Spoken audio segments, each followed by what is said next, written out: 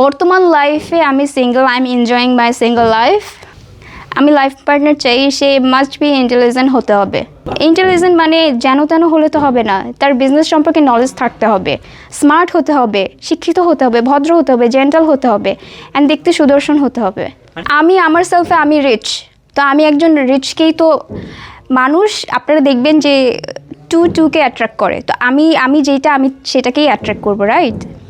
মাসে it's depend আপনি কোন সোসাইটিতে আছেন, এটা ডিপেন্ডস করবে। যদি আপনি জিজ্ঞাসা করেন যে আমার পয়েন্ট অফ ভিউ, আমি মনে করি এটা 8 থেকে 10 মিনিমাম হতে হবে। এইটা আমার এটা প্রাইভেট থিংস, এটা তো আমি পাবলিককে বলবো না কোথায় যাওয়ার ইচ্ছা। আমি মেয়ে মানুষ যদি 4-5 ইনকাম করতে পারি, তো একটা ছেলে মানুষ যদি সেই ইনকামই না করতে পারে, তো তাকে তো আমি মনে করবো না সে ক্যাপাবল। কারণ সে তো এটা বেতনের কথা বললেন যে সে জব করলে তো এটাকে ইনকাম করতে পারবে না, অবশ্যই তাকে কোনো বিজনেস করতে হবে।